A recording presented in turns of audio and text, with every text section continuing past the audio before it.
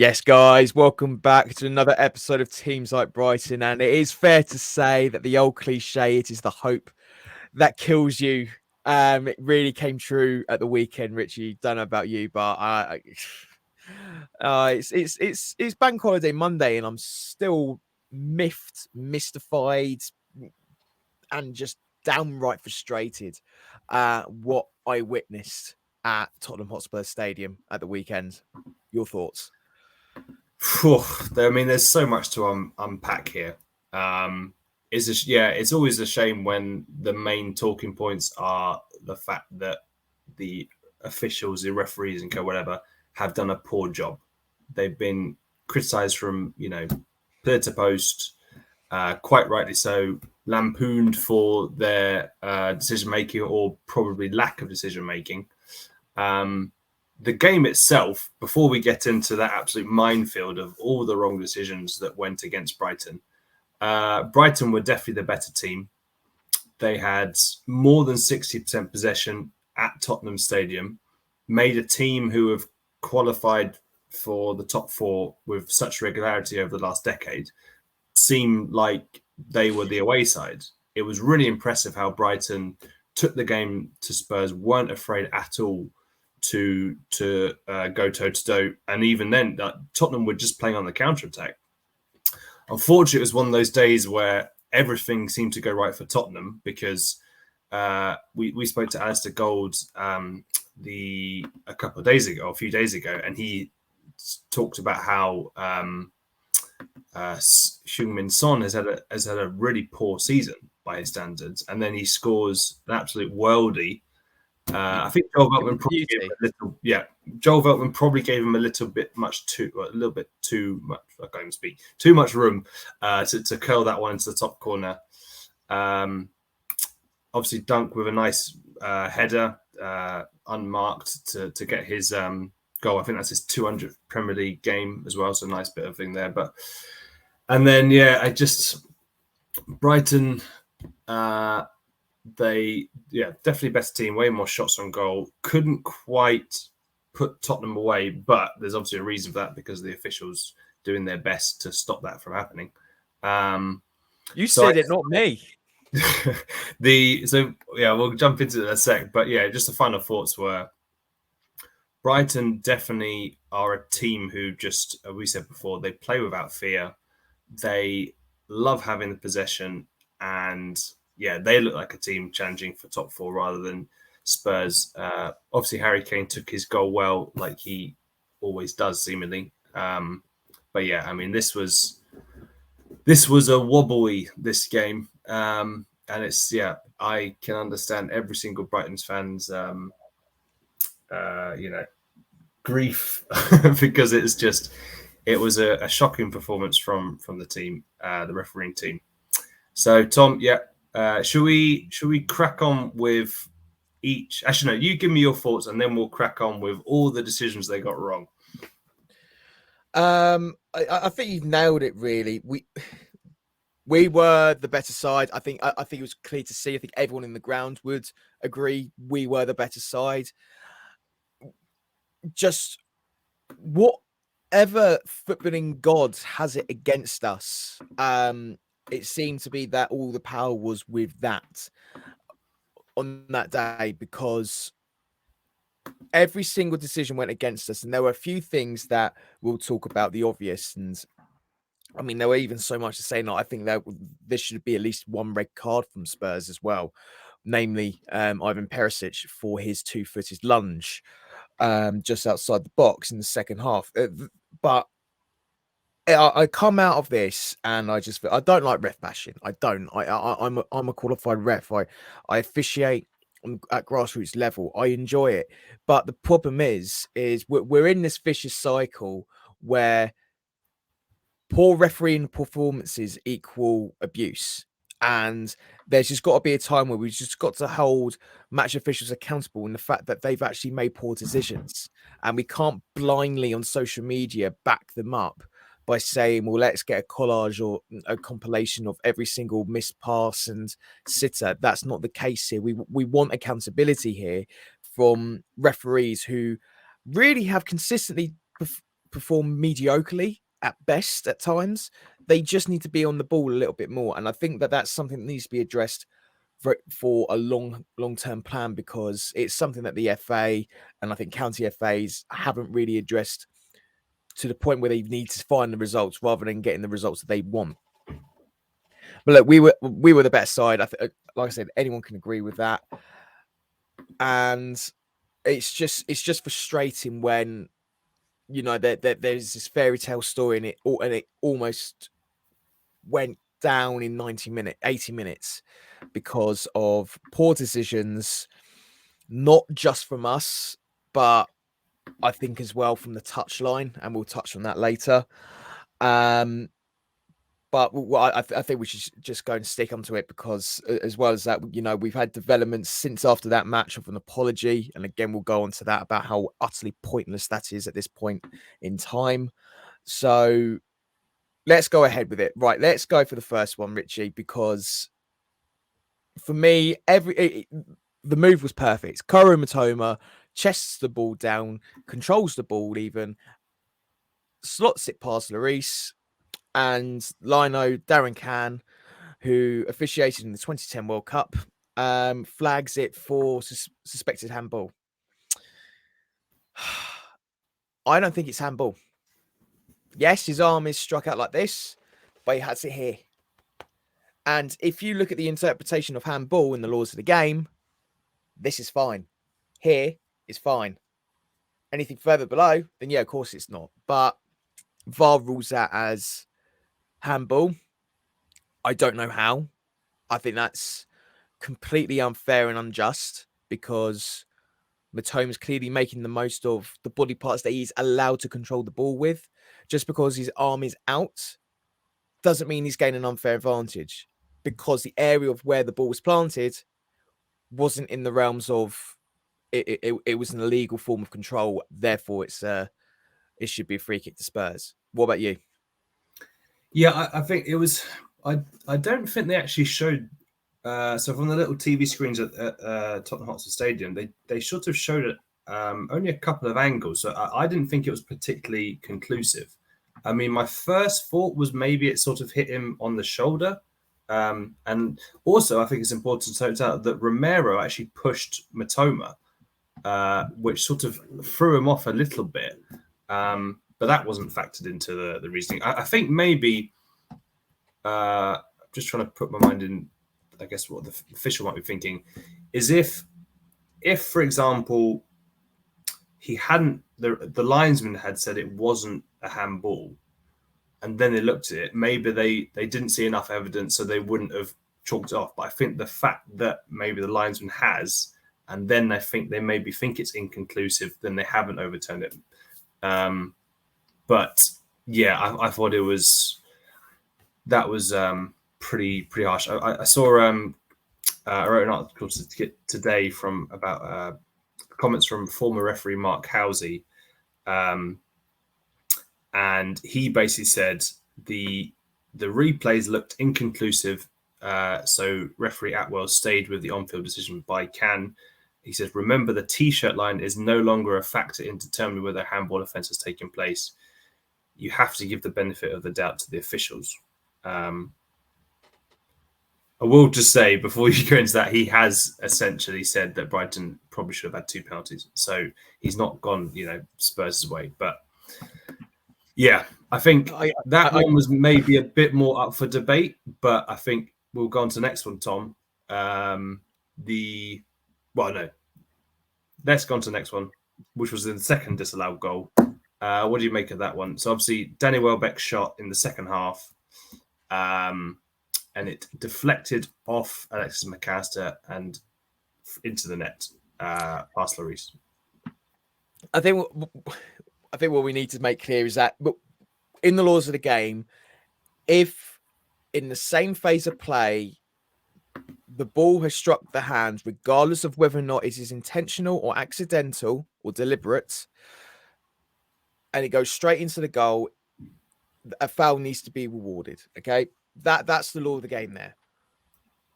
The angles that I have seen on every single highlight reel, and to this day, I'm hoping that I could find one where something VAR has seen that everyone else in the stadium and everyone else on any stream worldwide or in any highlight reel they've seen worldwide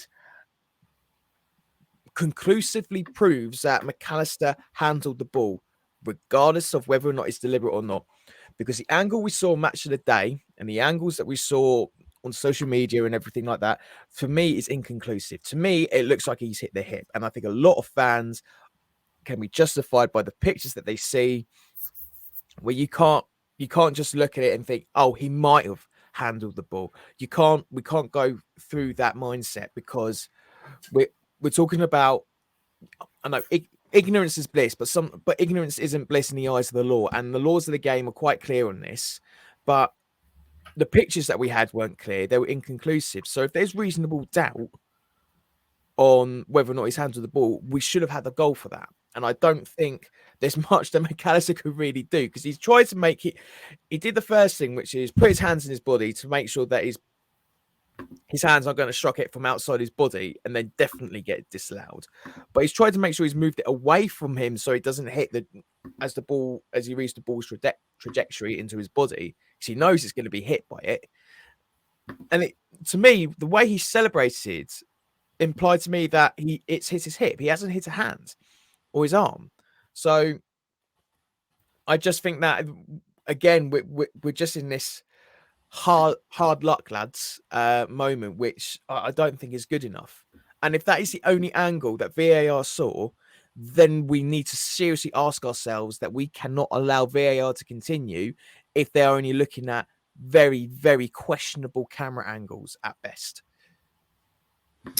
Yeah, I think I think at the time I thought this one looked as if it could be handball, but again, like if you do sort of apply the same standard of, if it's not inconclusive to turn it over last time, but this one seems more conclusive. I don't know. I didn't think that the consistency was there. But the big one that obviously they're massive ones because goals have been ruled out, which could have changed the scoreline. Well, maybe would have. The one that's actually the PGMOL have come out and apologized for, I believe, was the decision not to award Brighton a penalty when Højbjerg fouled Mitoma in the box in the second half. And that one, there's no debate. He literally gets away from him. Højbjerg stamps on his foot. Mitoma loses his footing, goes down. It's such a blatant penalty. I can't believe that. One, they just when they looked at it, they just went, nope, that's fine. But then why didn't the referee get advised to go over to the pitch side monitor to have a look at it? De Zerbi was asked this after the game, and he said he has no idea. And and this is, as we said before, so this is Howard Webb. That's the third time now. So after this game, that's the third time that Howard Webb has apologized to Brighton for mistakes made during matches. Correct from wrong, Tom. So one was obviously the disallowed goal against Crystal Palace back at Selhurst Park in February. Yep, a stupid goal. Yep, stupid goal. What was the other one? Do you know? I can't remember off the top of my head. Can't remember. There you go. I just tried to blank them out because we're now at this stage now where the apology means naff all. But I kind of feel. I do feel sorry for Howard Webb in one sense, because he's only been in the job for 4 months. So really his stamp on anything isn't going to happen until next season. So while it's refreshing to actually see him putting his hands up and having a bit of accountability and a bit of transparency, it gets to a point where the apologies are meaningless.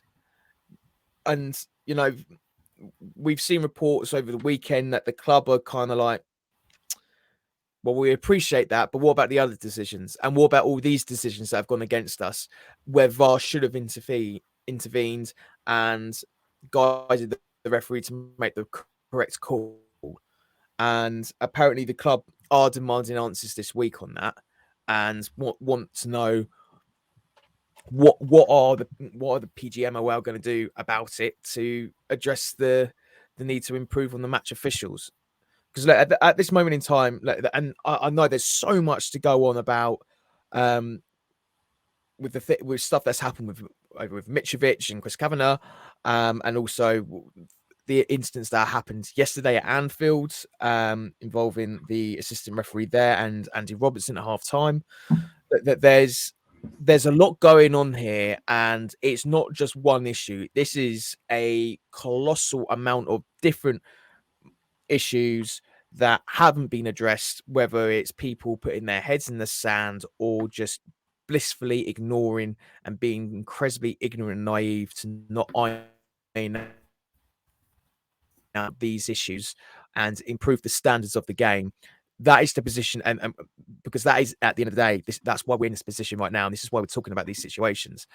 A lot of things need to improve. We need hard reform in this game in order for us to go forward, in order for us to stop the refereeing abuse, in order for us to stop this absolute negligent use of VAR. Because I think VAR is good.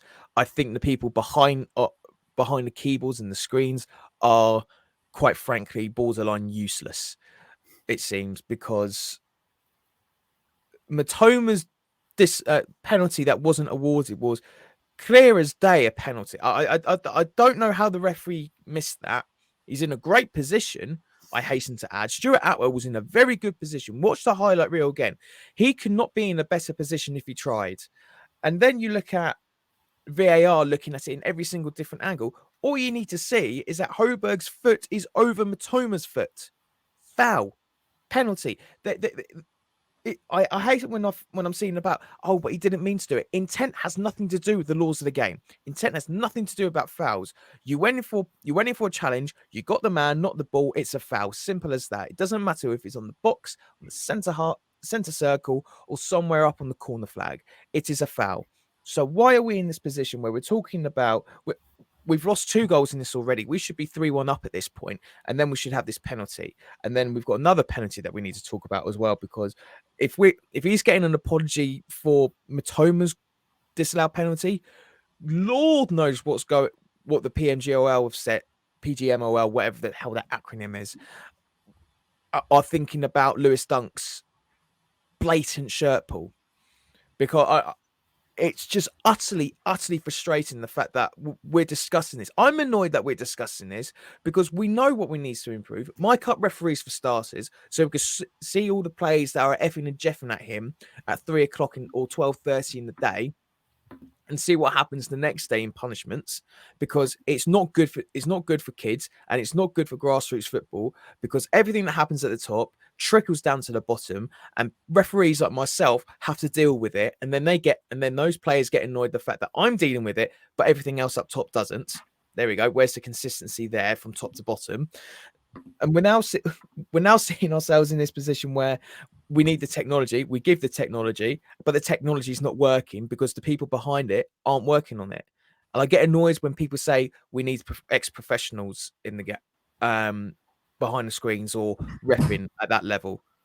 Why aren't they? It's very easy why, because they know exactly what they're doing to match officials in the pitch, and now we're in this position. It's this endless cycle. I'm seeing the bigger picture here, and I'm ranting and raving about it, but it's just so frustrating, the fact that we've had 1, 2, 3, 4, at least 4 bad decisions go against us in a match that had so much importance for us, which is ridiculous to say in April. I can't believe I'm saying this in any point in the season, the fact that Champions League football has been lost for us, not because of stuff that we have done.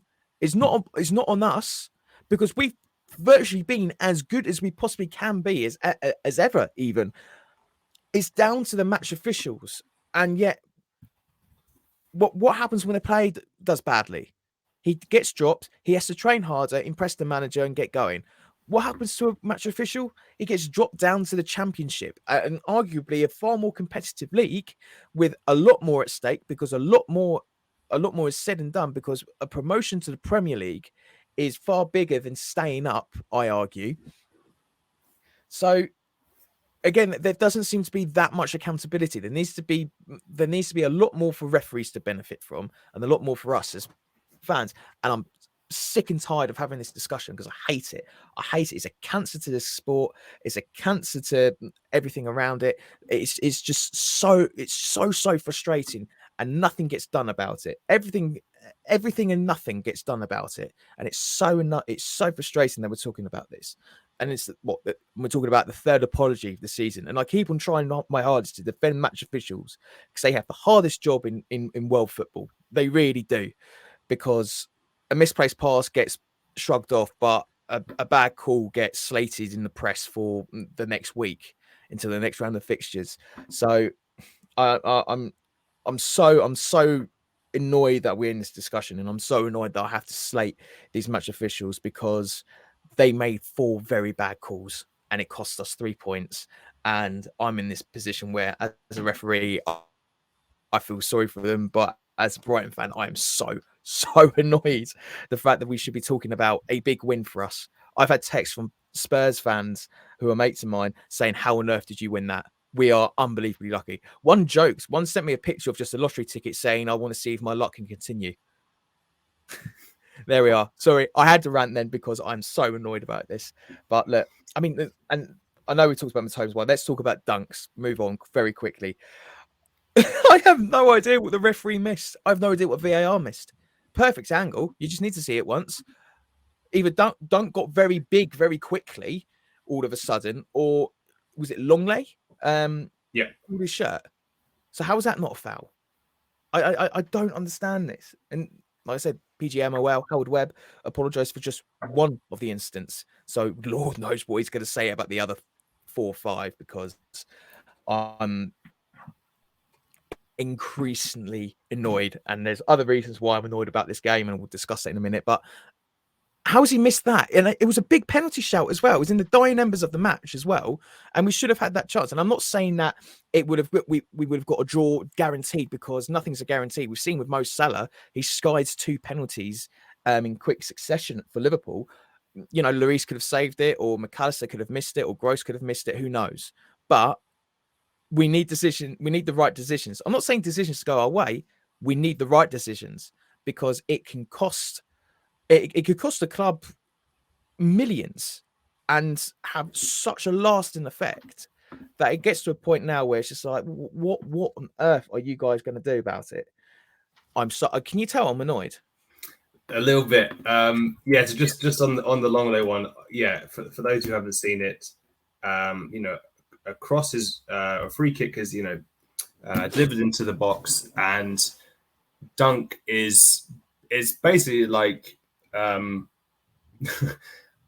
almost like he's trying to just tug him back.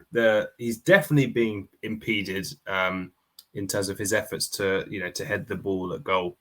And obviously he'd scored a goal from a header, so he was, you know, he was up for it. He was in the right vein of form to maybe do some damage. And yeah, again, don't understand it. Just going back to former Premier League ref Mark Housey, he said the Seagulls also had a penalty shout later on when Lewis Dunk was clearly pulled back by Clement Longley.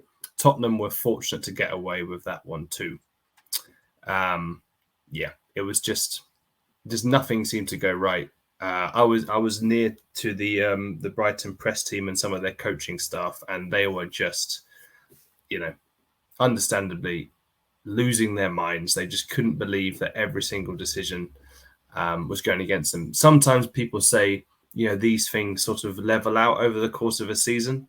You know, if you get unlucky one game, then you'll get maybe a bit lucky next. But yeah, it doesn't seem like that's the case at the moment. And just looking at the table, obviously Brighton are now 10 points off the top 4.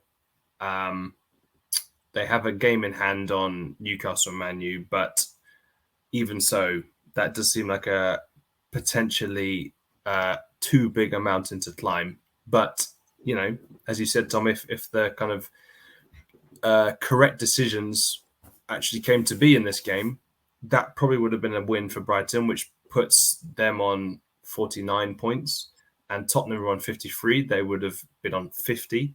And then if you factor in the Crystal Palace game, that's another win.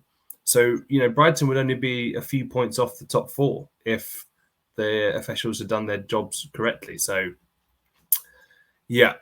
And now what's also sad is that obviously we talked about it recently, the dark horse Aston Villa have come out of nowhere, have won 4 games in a row, and now they're 6th. So Liverpool obviously also looked a little bit better against Arsenal when they came back from 2-0 down to a draw 2-2.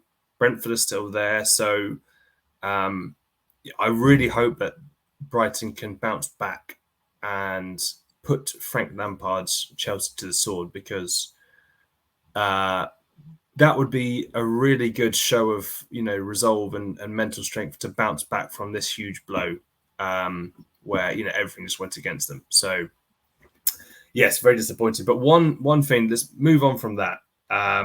It was a really, really feisty affair the whole way through. And that began even before the match started, when Roberto De Zerbi was seen sort of angrily wagging and pointing his finger at Tottenham interim boss Christian Stellini. And a lot of people were going, what's happened there? Why is this the case? So I was in the press conference room after the match, and both managers were asked, what caused this? Where did this bad blood stem from? And unfortunately, both of them pretty much danced around the answer without saying exactly what happened. Basically, the closest we got from De Zerbi was saying, I am used to always respecting everyone in and outside of the pitch. I don't like it when people don't respect me. But there are normal situations in football. It's personal things. No, I always respect everyone, especially the coaches. I told him, Stellini, what was my opinion. Not bad words, not nothing, only my opinion. So apparently, a bit of the bad blood actually came from, unfortunately, I think it was someone in the Italian press writing an article, which had I think it was Gazzetta dello Sport, did an article that had, I think, the headline in the newspaper saying De Zerbi exploited all of Potter's work at Brighton, and that was attributing the quote to Stellini. But apparently it was actually a misquote, because the journalists the Tottenham journalists who were at the pre-match presser with Stellini, they said that no such words were uttered. So I don't entirely know if that's what De Zerbi is alluding to, but even if it is, Tom, do you think that the way that he handled himself, obviously there was a lot of bad decisions that went against them, but the fact that he got sent off, and that's his second red card, he's had 4 yellow cards this season, he might get another touchline ban.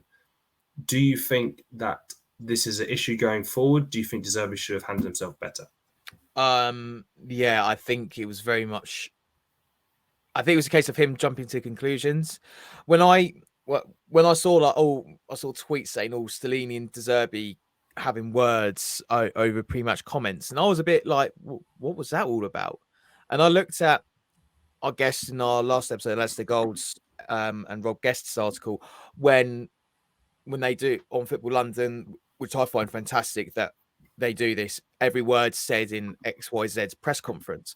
And I had to look at the Gazzetta dello Sports article that people were accrediting to for stemming this bit of rivalry. And I tried to find it at best and trying to think, it might be a mistranslation. It might have been because he said this and they've just read it wrong.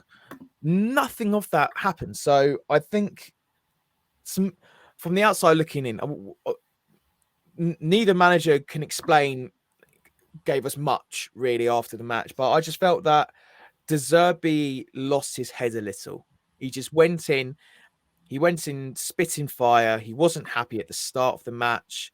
And with everything that happened on the pitch from the match official side, and we know that De Zerbi's a very passionate guy. He's very theatrical on the touchline. I love that about him because it's just it's something new, and I think it's something that the fans can connect to as well. But it crossed that line where I just felt like he lost his head a little bit. And I think he didn't see the bigger picture in the fact that if this doesn't go our way, De Zerbi's going to be needed for Chelsea. He's going to be needed for Forest. He's going to be needed for Wembley. And we're in this position now where we're anxiously waiting. How long is his touchline ban going to be? If it's anything like the same as like someone getting sent off for the second time in the season or someone picking up 10 yellow cards, he's out. We're looking at 2-3 matches. And at the moment, every single match now is a cup final. We've got 2 games in hand over Spurs anyway, but those games in hand are Newcastle United and Manchester City. So again, we will need all the will and firepower that we need if we want to try and achieve what seems to be right now an impossible achievement. But that happened. And I mean, like, I messaged you afterwards that I was pretty cross with De Zerbi, to be honest with you. I think he's probably easily our best manager. All the players say he's the best coach they've ever worked with, and he offers something completely different, which is fantastic. But I just felt what happened between him and Stellini on the touchline was a step too far, because it cost him and Stellini a suspension. They both got correctly sent off anyway for failing to control their respective benches. They are responsible for that. And if someone on that bench does something worthy of a red card, but the fourth officials can't identify them, and the benches refuse to identify them, then it's the manager that gets the slack. He gets sent off. And that's something that's been changed in the laws of the game recently. Just a heads up for people who weren't aware. So to me, everything the ref did there was correct, but it just doesn't help us going forward. And I think that's something that De Zerbi needs to appreciate. Don't get me wrong, we did well without him against West Ham, but that's West Ham. You know, that's no disrespect to West Ham, but they've been poor all season. Now we're going into playing, well, everyone else above us, as well as Forest and as well as Chelsea. And we've got an FA Cup. We've got an FA Cup semi-final to prepare for. We just need everyone in that mindset and just be a little bit more disciplined. I was disappointed with him. I'm not even sure if it's because of everything else that happened. So I'm taking my anger out on him. But I just feel like there needs to be something else there for him to just take a step back and just be like, nah, go away. I'm focusing on the team, because I think we really needed him. And I think it could cost us going forward. And I hope it doesn't. Yeah, I mean, it's interesting. So he was asked about changing his behavior after the game, and he said, yes, I'm sorry, but this is the first time in my career I've had so many red cards. I can't quite remember, but if you look at sort of the stats, I think he only got sent off a couple of times during his time with both Shakhtar Donetsk and Sassuolo. So he said, yeah, if you look at my career, you can't find so many red cards. We won 2 games when I was in the stands, referring to West Ham and Grimsby. So he says, I think there isn't a problem. Maybe when I change league and I have to change habits. I don't think I deserve the red card against Tottenham, but I have to accept the decision. I can't change my passion or my animated way to stay on the bench, but I would try to stay in my place. I would try to change something.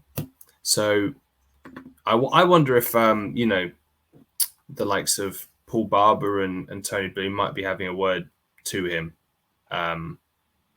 Because, yeah, I mean, when these, you know, so much is on the line, you probably want your very capable, accomplished manager there just barking out instructions that's easy to get across, rather than calling up from the stands, saying to your coach, and then, I don't know. I mean, it might not make a huge difference, but yeah, I don't think it helped in the whole crazy crazy couple of hours on Saturday. So, Tom, final thing, and then we can go and complain in silence. How do you see the Chelsea game shaping up? Because obviously that is now a even bigger game. Frank Lampard's Chelsea, still mad that he's there. They lost to Wolves at the weekend, and it sounds like they didn't really put up much of a fight. That'll be his first game back at Stamford Bridge. How do you see that game panning out? I'm kind of giving Frank Lampard the benefit of the doubt in that defeat because he only had 1 or 2 training sessions with Chelsea ahead of that match. So he's got a whole week behind him to kind of motivate the team and just set it up how he wants them playing.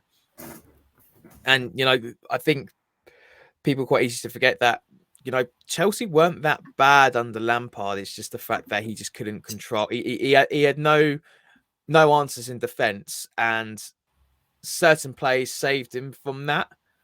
But when it was over at Everton, didn't really work out that much, purely because of what he had at his disposal up front, basically. I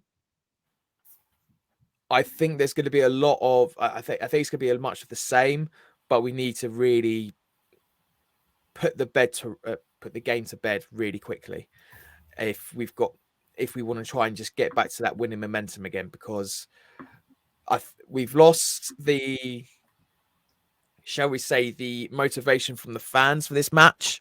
As much it was billed as sort of like us going to Potter's backyard and hopefully sticking it to him. Well, he's gone now, so that we've lost that big kind of like fire in the belly moment for us from a fans' perspective. So it's now just a case of we now just got to get back to bigger and better things for us, and a win at Stamford Bridge would be perfect to really set that alight. And Chelsea are poor at the moment. I think you could put every single journalist and pundit on it, and I don't think anyone can have a clear answer for you as to how on earth Chelsea are in this position. Even with the huge investment and new squad, they should really have all clicked by now and be, you know, testing themselves in the top 6. And I think and that's why I emphasize that this is probably our best chance for Europe this season, because if it starts clicking for Liverpool and Chelsea again, then, you know, we're in a bit of a sticky situation next season. So I think Chelsea's match has just been amplified of its importance just because of what's happened at Spurs. And then we've got the FA Cup to think about, and maybe we could also think about that as a, you know, that's potential for us to win a trophy almost. I can't believe I'm actually saying that. But, you know, with Man City in the other semi-final against Sheffield United, you know, questions are going to rise of how much do we honestly have a chance against Pep Guardiola's Man City? But I quite like our odds on it because I like being an underdog. I've supported this club as an underdog for most of my life, so I quite enjoy us when we have those little successful moments. So it'll be interesting to see what happens at Chelsea. I think we should take them to the cleaners, really. But after last weekend, I'm gonna keep choose my words carefully. I think it's the best way to describe it.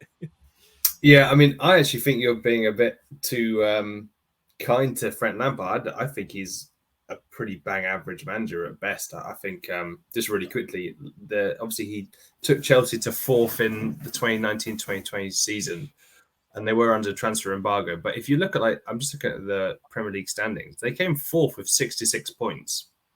That's quite a low, and Man U also were 3rd ahead on goal difference on 66 points. So it was, you know, Liverpool 99, City off colour a bit at 81, and Leicester came in 5th and 62. So I think, he did. I think that's probably maybe the best job he's done. But then he was sacked when they were 9th in the Premier League, I think, the following season. And then obviously Tuchel did wonders to get them up, I think, to top 4 and then Champions League, won the Champions League. When he took over Everton, they were 16th, and I think they finished 16th. And then they were praying. They probably would have gone down under Frank Lampard, I think, this year. So I personally don't think he's that great a coach, and I think that people have said that he's actually not. There's stuff that's come up that said he doesn't really have tactics as such, and he's quite quiet on training sessions and doesn't really have his own ideas, which is interesting. But hopefully these words won't come back to haunt me, and hopefully Brighton will win at Stamford Bridge on Saturday. But yes, so do you feel a bit better now, Tom? Do you feel a bit of catharsis after venting that way, or are you still a bit No. Yeah. No. Cool. Right. Let's wrap up then. Well, yeah. Thanks, guys, for listening to another episode of Teams Like Brighton. Keep on liking and subscribing, and we'll be back for another show later in this week when hopefully we can talk about things a bit more positive. Thanks again.